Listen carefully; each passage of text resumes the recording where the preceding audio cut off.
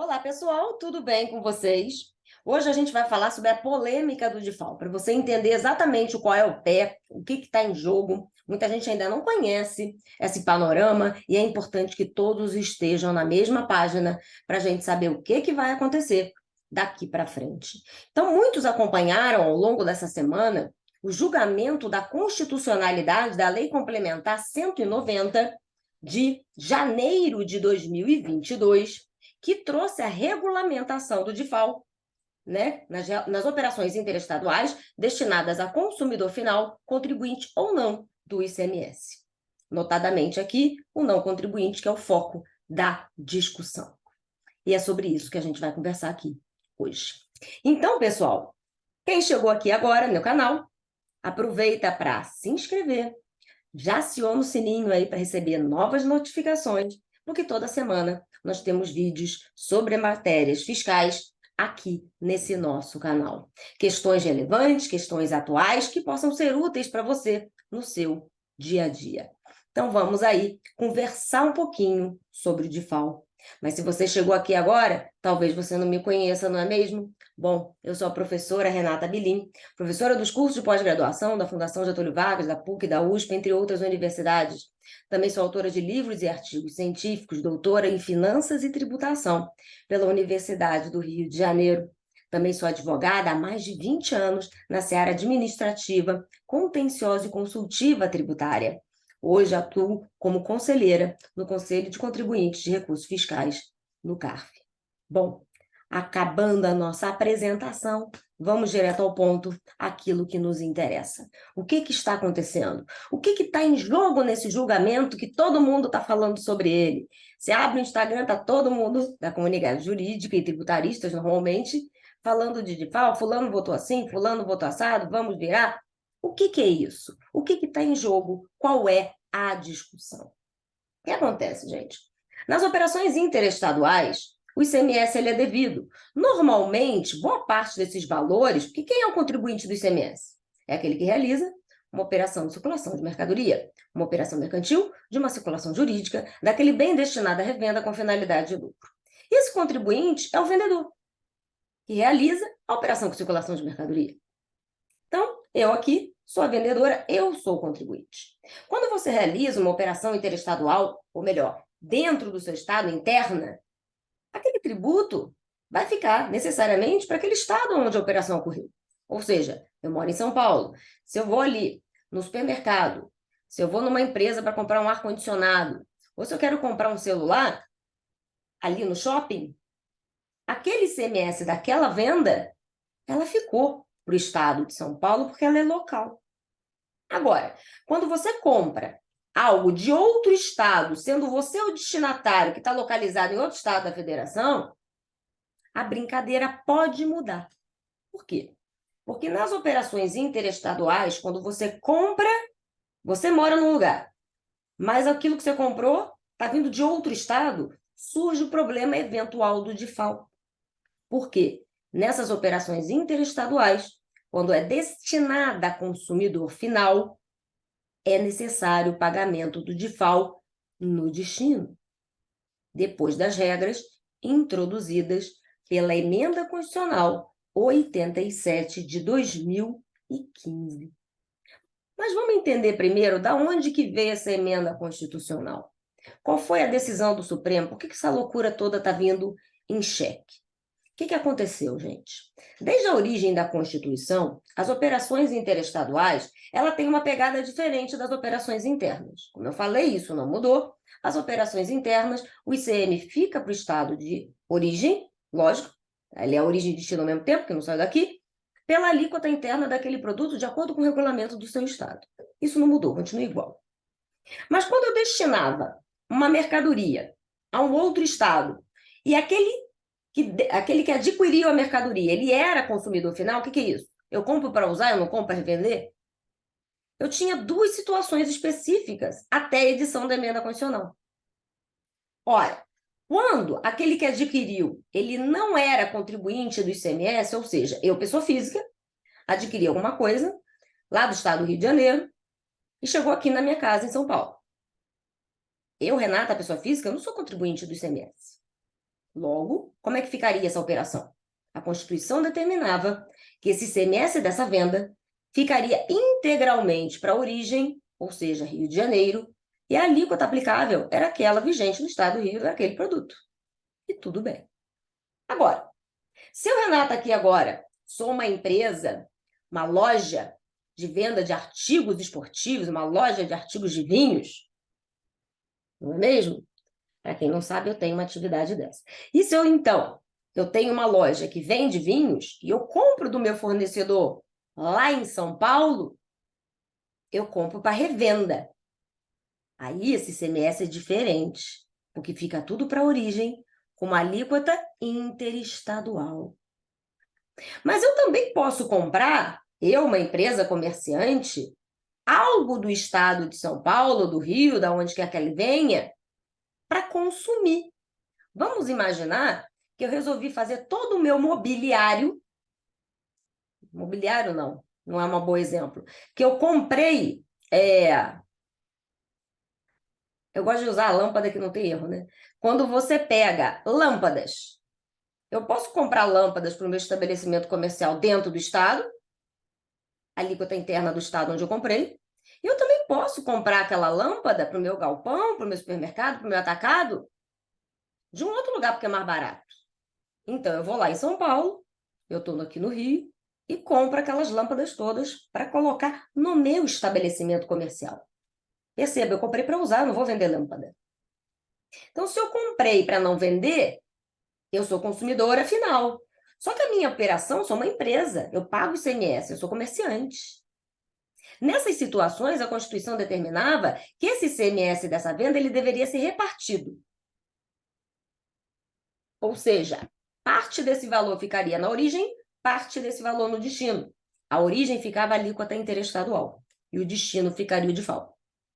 Ou seja, diferença de alíquota entre o estado de destino, do estado de destino, e a alíquota interestadual incidente na operação. Entre Rio e São Paulo, a alíquota interestadual é de 12%. Então, 12 para o Rio. São Paulo, vamos imaginar que esse produto seja 18. 18 menos 12. Vamos imaginar que aqui no Rio de Janeiro, se a operação fosse interna, eu também pagaria 18. Na verdade, a carga tributária nesse momento, ela não aumenta. Só que vai ficar 12 aqui, 6 aqui. 18 menos 12. Mas quem vai pagar o ICMS aqui? É o contribuinte ou alguém a quem a lei atribui a responsabilidade? A própria Constituição resolveu esse problema. E diz que nessas ocasiões, quando o contribuinte ele é contribuinte do ICMS, quando ele compra para uso, mas é contribuinte, ele passa a ser responsável tributário para o recolhimento desse ICM àquele estado. E assim a gente viveu durante anos. Até que teve o boom do comércio eletrônico. Comércio eletrônico, gente, é uma particularidade, porque o que acontece? Eu sou uma empresa aqui do comércio eletrônico, em São Paulo, no Rio Grande do Sul, e eu vendo para o país inteiro. Quando eu vendo para o país inteiro, eu faço várias operações interestaduais, e normalmente essas operações são para uso. E quem compra não é contribuinte do ICMS.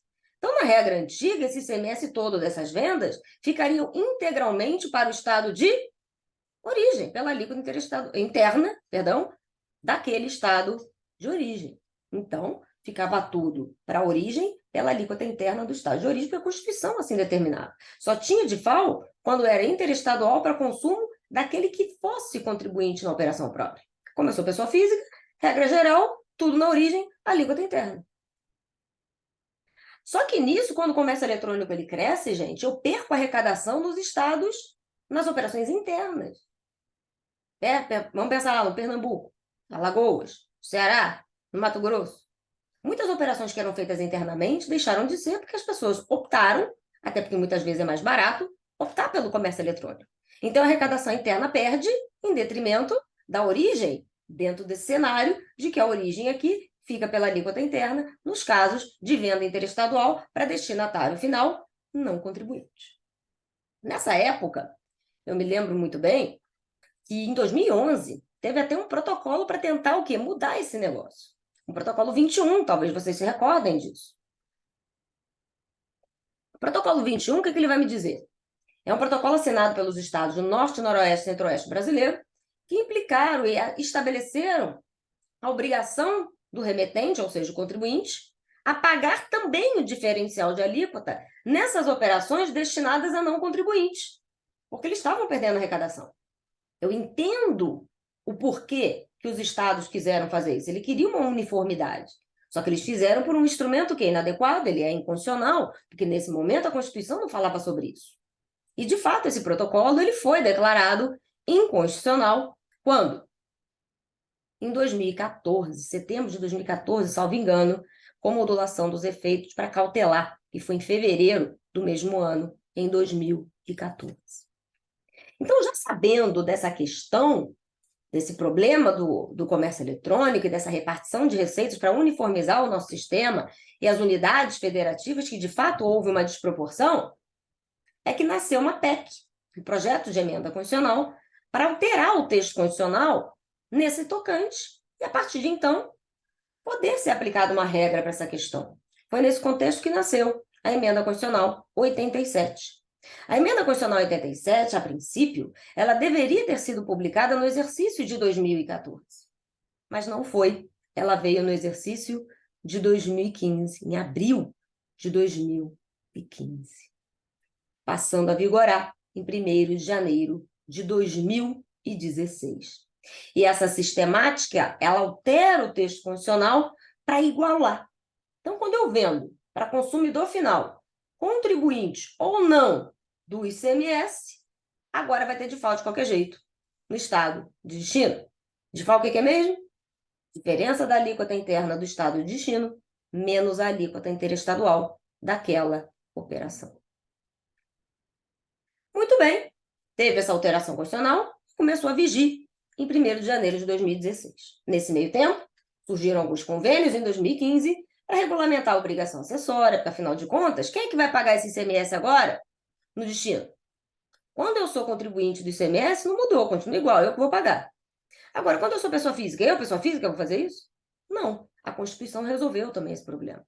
E diz que, nesse caso, é o contribuinte, o remetente, quem tem a obrigação também de recolher, não só na origem, também no destino, o diferencial de alíquota.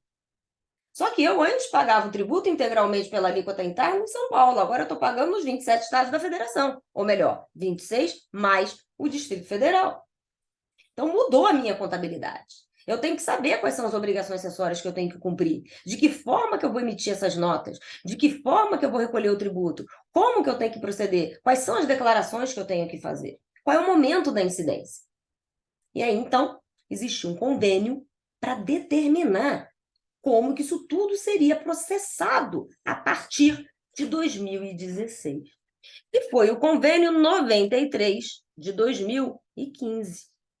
Esse convênio 93 de 2015, ele veio, então, tratar dessa questão de DIFAL não contribuinte do ICMS.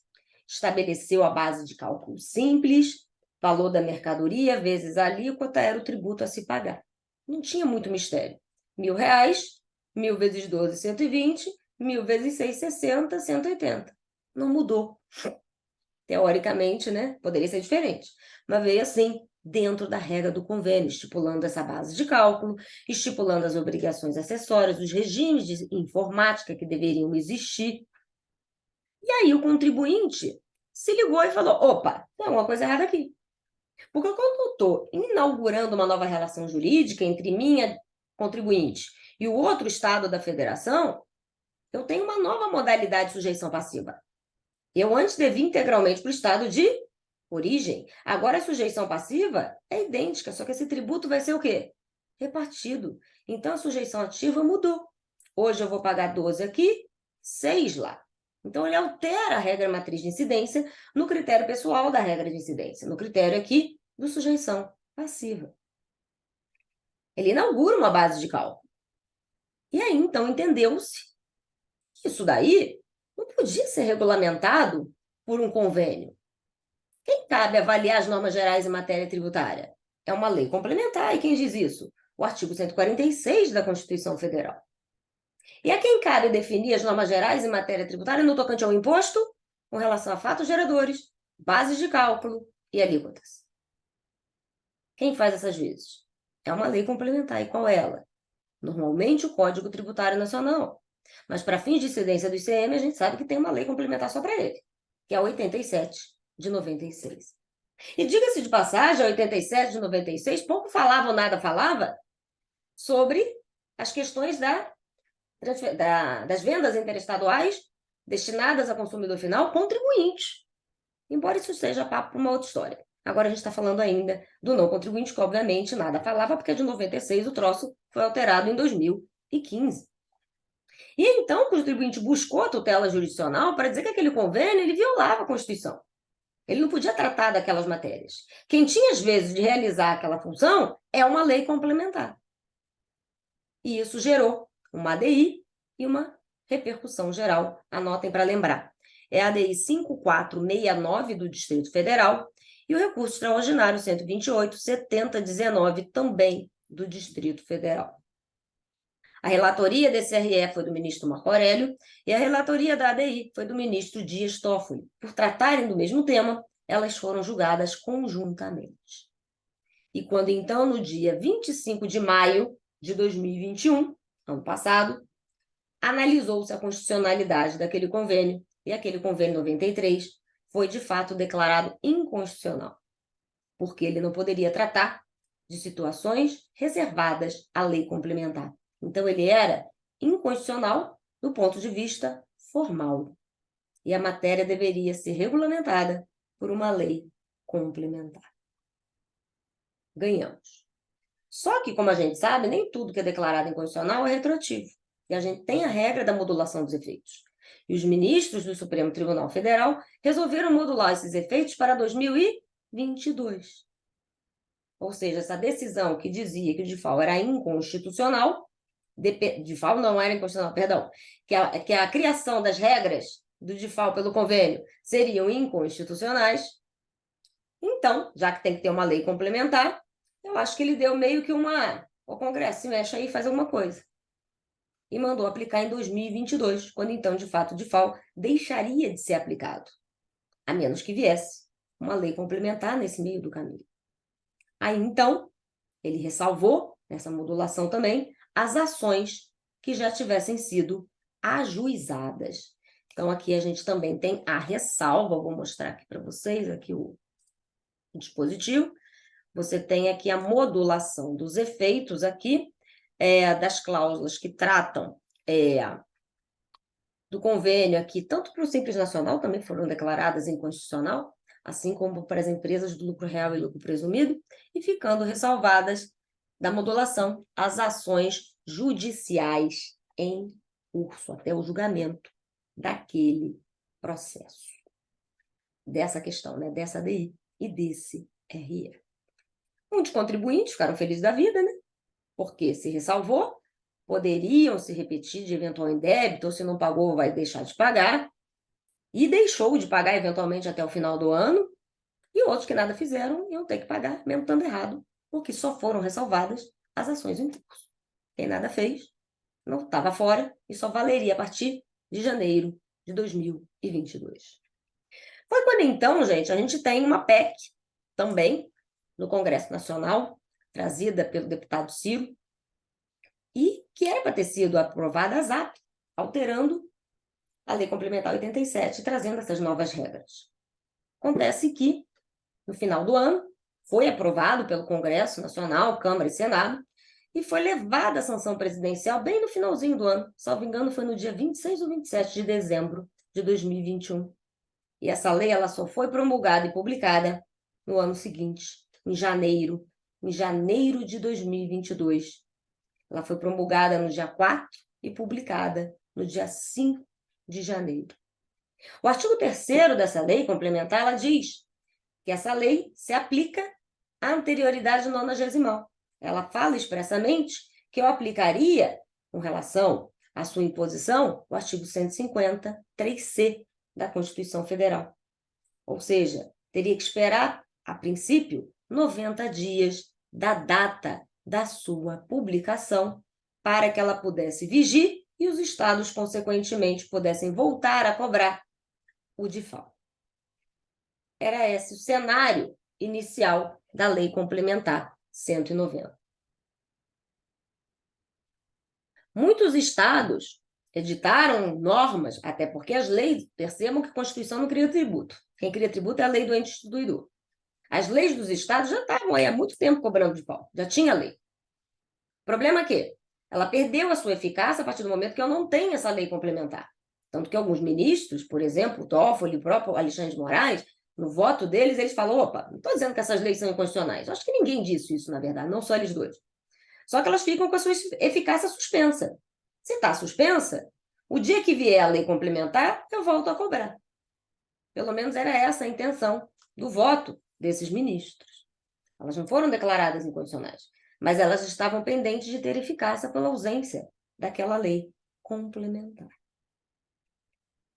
Aí, vem a lei, era para ter vindo antes, teria respeitado a anterioridade, se tivesse vindo dentro dos 90 dias, que maravilha, ou se não, passaria um pouquinho e estava tudo bem, todo mundo estava pagando de FAO e não ia ter problema nenhum. O problema é que não foi isso que aconteceu.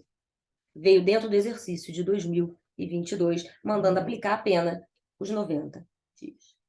Alguns estados resignados editaram normas e mandou aplicar em 90 dias. Só cobrou em abril, de acordo com o que dizia a lei complementar.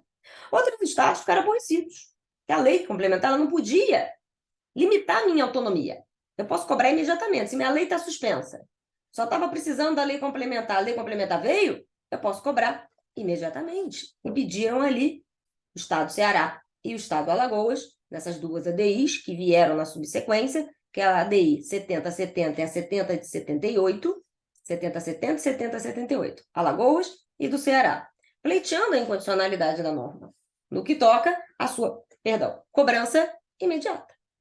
Porque ela teria violado, porque, afinal de contas, eles entendem que ali não há cobrança de tributo novo, nem tampouco um aumento de carga tributária, quando, então, aquela anterioridade de 90 dias, ela não era para ser aplicada, nem tampouco anterioridade de exercício.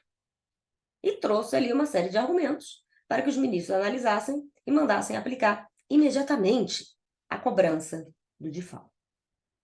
Os contribuintes, por outro lado, pensam diferente.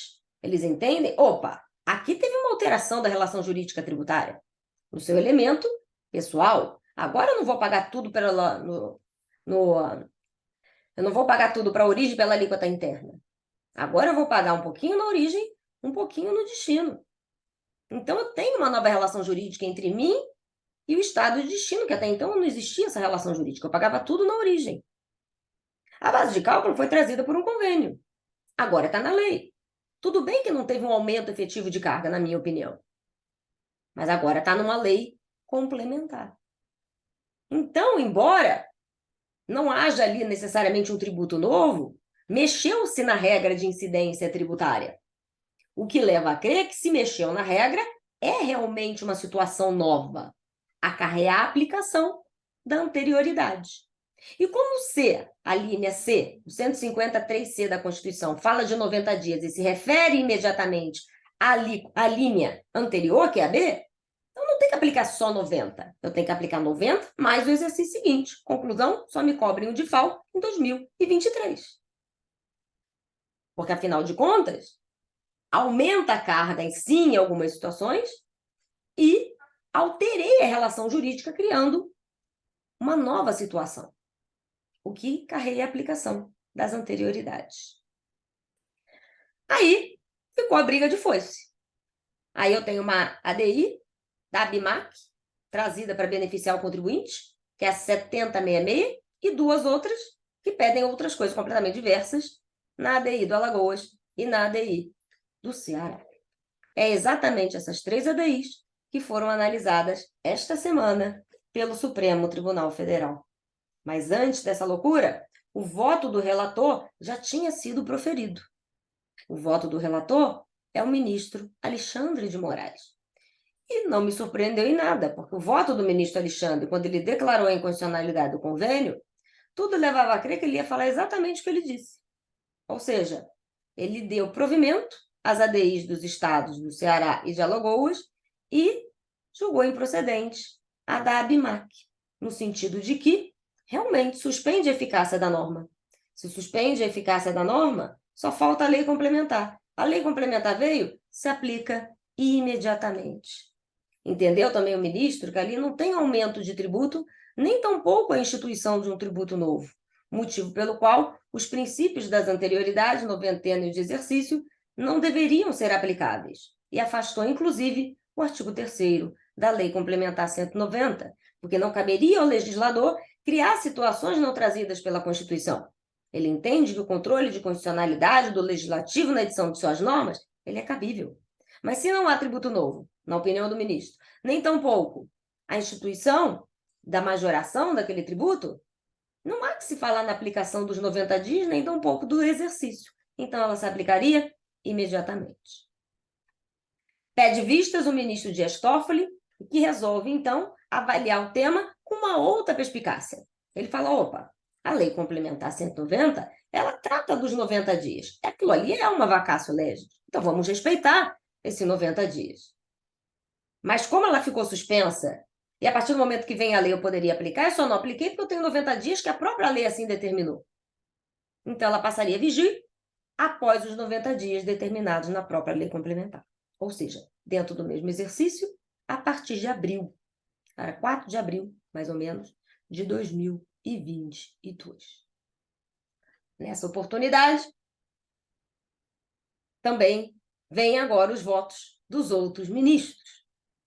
E aí vem o voto, teve o voto de divergência do Toffoli, e teve um outro voto de divergência, agora 100%, que foi do ministro Edson Fachin. Ministro Edson Fachin, ele entende que a linha C não pode ser destacada da linha B. Elas são coisas autônomas. Então, apesar da lei complementar não ter falado da B, ela está intrínseca. Então, tem 90 dias e tem o exercício seguinte. Ali, de fato, tem uma nova relação jurídica. Logo, atrairia, por essa razão, o princípio das anterioridades, tanto os 90 quanto 2023. E aí, então, vieram os outros votos. Carmen Lúcia, então foi o Fachin, que mandou aplicar em 2023. A Carmen Lúcia mandou aplicar em 2023. O ministro Eduardo Lewandowski também. A Rosa Weber e também a Carmen Lúcia. Então, foram 5 ministros já que já estão favoráveis ao contribuinte, no sentido de que tem uma relação jurídica nova, logo se aplica a anterioridade e respeita os 90 dias e o exercício seguinte, porque um está ligado umbilicalmente ao outro. Então, Fachin, Carmen Lúcia, Rosa Weber, esqueci do ministro André, o André Mendonça e o ministro Lewandowski. Então, a gente tem aqui, de novo, Fachin foi o primeiro, ministra Carmen Lúcia, Lewandowski, André Mendonça e Rosa Weber, mandando aplicar em 2023. Alexandre, imediatamente, em 2022, Toffoli, em 2022, com 90 dias. Nesse momento processual, pede vista o ministro Gilmar Mendes, que tudo leva a crer que ele provavelmente vai acompanhar ou o ministro relator ou o ministro Dias Toffoli. Ainda faltam votar Nunes Marques, Luiz Roberto Barroso, o ministro Fux. E aí, como que vai ser esse aparato? Nós temos hoje 7 votos. Ainda faltam 4 ministros a votar. O ministro Gilmar Mendes, o Nunes Marques, o Fux e o ministro Luiz Roberto Barroso. Nesse momento, então, pede vistas, o ministro Gilmar Mendes, provavelmente o voto dele vai ser de acordo com o relator ou com o Toffoli, minha opinião. O Nunes Marques é aquilo, ele tende a acompanhar também o relator ou o Toffoli, na minha opinião, assim como o ministro Luiz Fux. Então, pode ser que não seja assim, né? Mas dentro de um panorama de especulação, 3 desses ministros podem acompanhar ou o relator ou o ministro Dias Toffoli. O que me faz aí ter o quê? 5 votos desfavoráveis, ainda que um seja, por enquanto, um pouco mais flexível do que a rigidez do ministro Alexandre. E o voto de Minerva provavelmente vai ser do ministro Luiz Roberto Barroso, na minha visão.